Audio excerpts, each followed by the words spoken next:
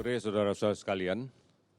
Pada hari ini kami akan kembali memberikan berbagai informasi dan update data terkait penanganan pandemi COVID-19 sampai dengan pukul 12.00 WIB tanggal 27 Mei 2020. Hari ini tim gugus tugas pusat khususnya di bidang kesehatan telah melaksanakan beberapa pertemuan, telah melakukan berbagai komunikasi dengan rekan-rekan yang melaksanakan hal yang sama, baik di provinsi, kabupaten, kota, di rumah sakit maupun di laboratorium yang kita tunjuk sebagai tempat pemeriksaan spesimen COVID-19. Ada beberapa hal yang kita diskusikan di dalam kaitan ini. Yang pertama adalah terkait dengan diskusi aspek epidemiologi. Kita sudah melakukan kajian yang cukup panjang terkait dengan data, bahwa secara garis besar, dan ini masih akan kita tindak lanjuti lebih detail lagi, beberapa provinsi di tanah air ini telah menunjukkan gambaran yang bagus, tidak ada lagi secara signifikan penambahan kasus, kemudian tidak ada lagi perluasan wilayah yang terdampak, dan tidak ada lagi penularan lokal yang tidak terkendali. Artinya pada daerah-daerah ini, dalam tanda petik kita katakan sudah mulai terkendali dan sudah boleh mulai kita sarankan untuk dilakukan relaksasi pada beberapa peraturan tanpa meninggalkan aspek protokol kesehatan untuk tetap menjamin agar aman dari COVID-19. Kajian ini tentunya masih awal dan nantinya akan secara komprehensif kami laporkan ke gugus tugas pusat untuk kemudian dikaji secara bersama-sama. Sehingga keputusan pemerintah adalah keputusan yang terbaik, yang tidak kemudian ditujukan justru untuk malah memperbanyak kasus yang kita temukan. Oleh karena itu, inilah yang kemudian kita harus rumuskan dalam protokol-protokol kesehatan di berbagai aspek dalam kehidupan masyarakat. Tentunya akan secara bertahap kita lakukan kajian terus-menerus untuk relaksasinya. Saudara-saudara, sudah barang tentu bahwa kita harus tetap menuju ke masyarakat yang produktif. Ini menjadi kunci, namun aman dari COVID-19. Beberapa hal kita diskusikan terkait dengan bagaimana physical distancing, menjaga jarak, mengatur jarak sebagai bagian dari normal yang baru tetap kita terapkan. Kita pastikan bahwa siapapun yang kemudian berada di fasilitas umum, misalnya di pusat pertokoan, di supermarket, atau mungkin berada di mal, adalah orang-orang yang kita yakini secara selektif bisa kita lihat dia adalah orang yang sehat. Tentunya salah satu indikator yang harus kita lakukan adalah mengukur suhu tubuh. Oleh karena itu tadi cukup panjang kami mendiskusikan, apakah harus kita lakukan pengukuran hanya di pintu gerbang atau selama berada di dalam kita pantau dengan menggunakan peralatan yang memungkinkan secara teknologi memantau indikasi orang yang bersuhu tubuh tinggi. Ini masih menjadi beberapa alternatif yang harus kita cari solusinya. Demikian juga di kawasan industri misalnya. Bagaimana kemudian mengatur jarak dan tetap mempertahankan mereka sehat. Apakah kemudian kita akan melakukan secara selektif pada industri yang memang diizinkan untuk mempekerjakan orang-orang yang kita yakini kondisi tubuhnya, daya tahan tubuhnya cukup bagus. Misalnya pada kelompok yang di bawah usia 45 tahun. Hari demi hari tentunya kita akan melakukan monitoring dan kita evaluasi. Sehingga progresnya nanti akan bisa kita nilai apakah langkah yang kita ambil sudah tepat, ataukah harus kita ketatkan lagi. Ini yang tadi beberapa kali kita diskusikan.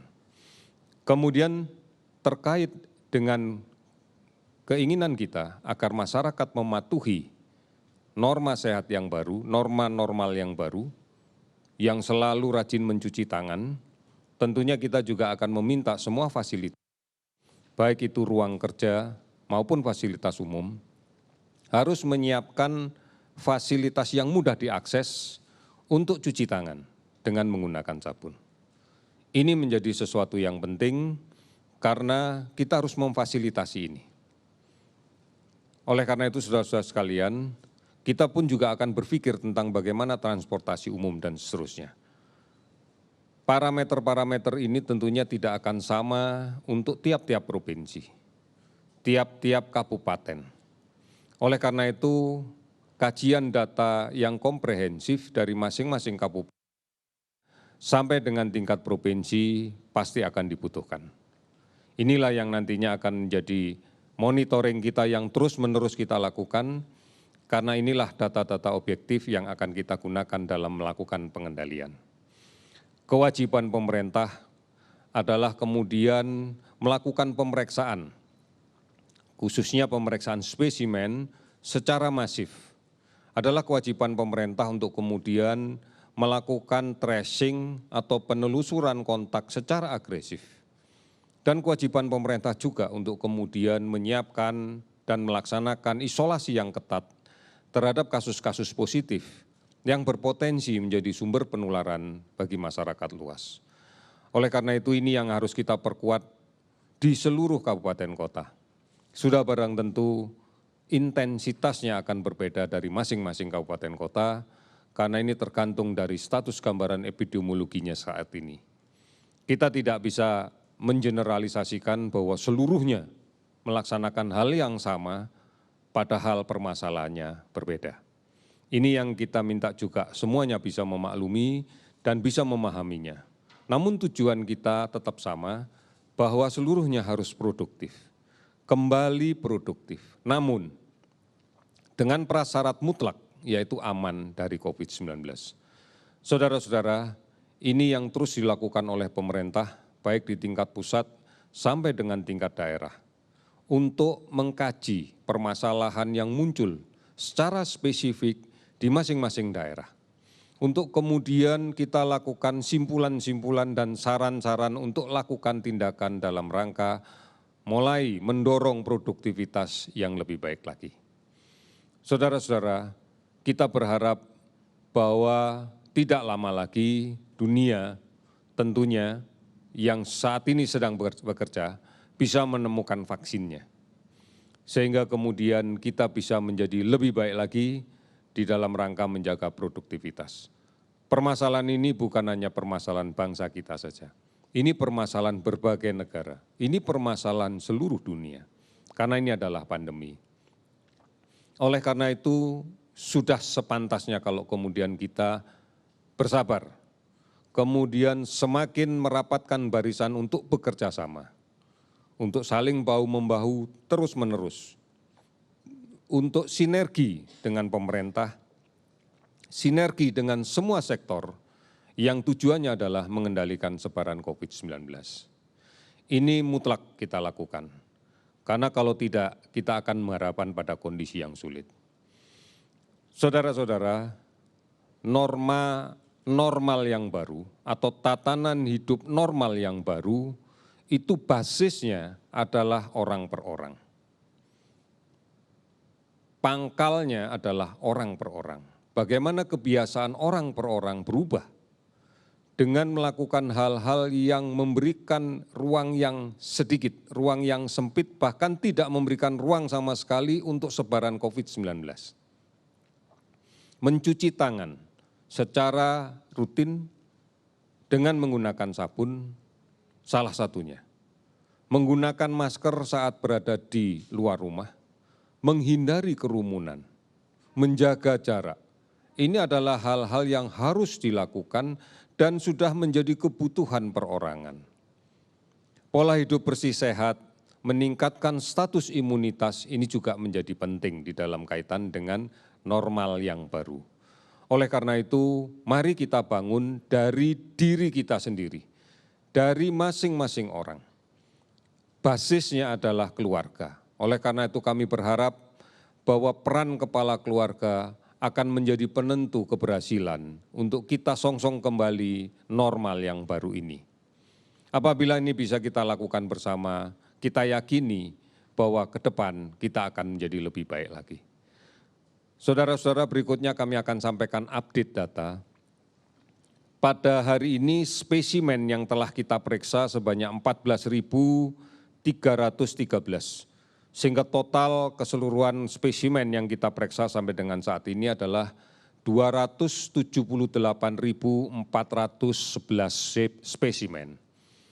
Dari hasil pemeriksaan ini, hasil yang kita dapatkan adalah konfirmasi kasus positif COVID-19 sebanyak 686 orang, sehingga totalnya menjadi 23.851 orang.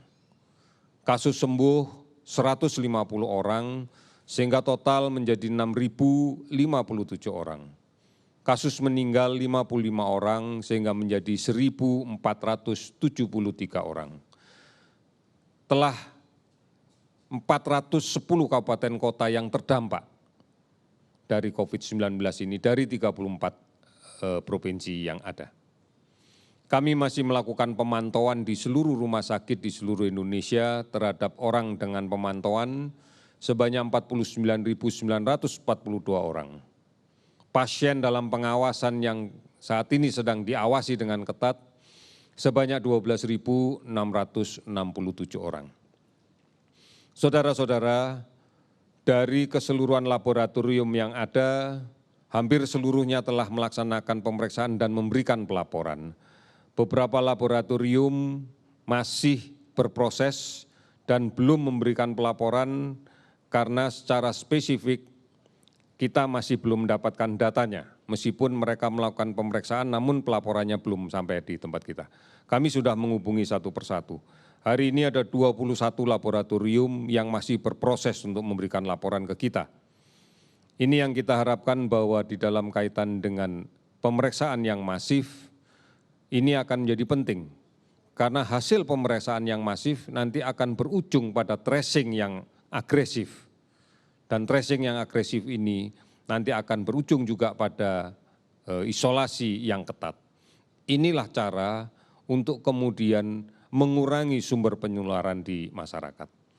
Oleh karena itu, saudara-saudara sekalian, sepanjang ini masih belum kita bisa lakukan secara keseluruhan, maka kita harus meyakini bahwa di sekitar kita masih sangat mungkin terdapat orang yang terinfeksi virus ini namun tanpa gejala, atau kita kenal dengan OTG.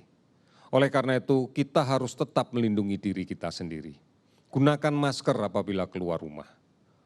Dan kemudian pertimbangkan kalau memang tidak diperlukan untuk keluar rumah, tidak usah keluar rumah. Hindari kerumunan, karena kita harus selalu menjaga jarak, kontak secara fisik dengan orang lain. Karena kita tidak tahu. Kemudian biasakan mencuci tangan dengan menggunakan sabun dan air yang mengalir. Kita bukan berarti menyerah di rumah, kita bisa produktif di rumah. Banyak hal yang bisa kita kerjakan di rumah bersama keluarga kita. Oleh karena itu, inilah yang menjadi pertimbangan penting apabila kita harus bepergian. Apakah perlu? Apakah tidak perlu? Ini menjadi suatu yang penting. Saudara-saudara kami berterima kasih atas kerjasama yang selama ini telah dilaksanakan. Oleh karena itu, mari kinerja yang sudah menuju ke arah yang benar ini, kita tetap pertahankan. Kita harus bisa menjaga satu daerah yang memang sudah terkendali, tetap terkendali. Oleh karena itu, jangan sampai kemudian apa yang sudah kita capai selama ini menjadi berubah karena kemudian muncul kasus-kasus baru, muncul hal-hal yang tidak bisa kita kendalikan secara bersama-sama. Ini yang kami harapkan, sehingga kita tetap bisa berjalan pada track yang sudah kita rencanakan, yang sudah kita prediksikan, dan kemudian kita bisa meresponnya dengan lebih baik lagi. Saudara-saudara, ikuti terus informasi tentang COVID-19 ini. Banyak kanal berita yang telah disiapkan oleh pemerintah, dan ini kami minta dijadikan pedoman, dijadikan pegangan, agar kita kemudian tidak mudah mempercayai berita-berita yang belum tentu bisa dipertanggungjawabkan kebenarannya. Oleh karena itu, Ini kekuatan mendasar kita, kebersamaan kita, tanggung jawab kita, kepedulian kita, dan memerankan diri kita untuk bersama-sama melindungi diri sendiri, melindungi keluarga kita, dan melindungi orang lain. Perjalanan kita sudah pada jalan yang benar. Oleh karena itu, mari kita pertahankan kembali dan kita yakini kita bisa melakukan ini. Kita yakin kita bisa. Terima kasih, selamat sore.